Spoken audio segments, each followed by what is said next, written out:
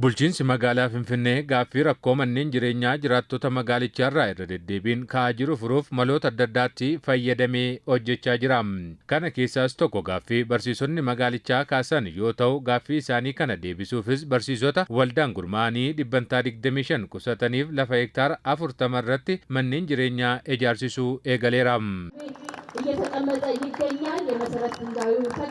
Hoogganaan biiroo barnootaa magaalaa Finfinnee Dr. Zalaalem Mulaatoo barsiisota dhaloota qaranii guddina biyyaaf gumaachaniif gaaffii mana jireenyaa deebisuun rakkoo mana jireenyaa furuu bira darbee qulqullina barnootaa mirkaneessuu fi dhaloota ga'umsa qabu horachuu keessatti shoora olaanaa qabaa jedhan. ይህ የቤት ግንባታ መርሃ ግብር መምህራንን የመኖሪያ ቤት ባለቤት ከማድረግ ባሻገር jalqabbiin ijaarsa manneen barsiisotaa kun barsiisota abbootii manneen taasisuu bira darbee barnoota fi gaafii mana jireenyaa barsiisotaa fi deebii kan kenneef jireenya tasgabbii qabu jiraachuun dhaloota akka qaranii fi ijaarsa biyyaa keessattis shoora olaanaa qabaata. Barsiisonnis osoo bulchiinsa magaalaa Finfinnee irratti abdii hin kutatin qusachuun hin danda'an osoo jedhamanii waldaan gurmaa'anii dhibbeentaa 25 birrii biliyoona 3.8 ol walitti qabachuun carraa jalqabaa kanaan fayyadamoo ta'uu danda'aniiru.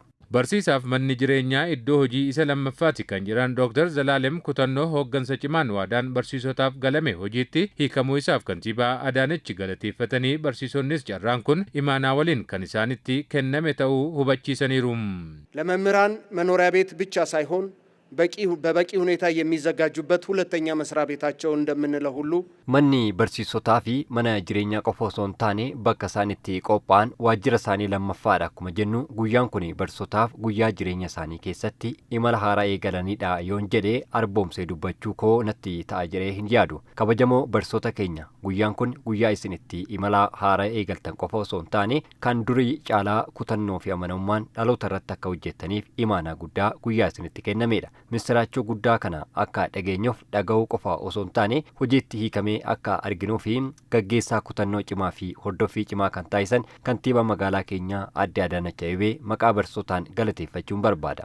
Jalqabbiin ijaarsa manneen jireenya barsiisotaa kun kan jalqabaa malee isa xumuraa miti kan jedhan Dr. Zalaalem barsiisonni carraa kanaan osoo hin hammatamin hafaniifis gara fuula duraatti haala ittiin isaan argatan mijeessuuf kan hojjetan ta'uu dubbataniiru.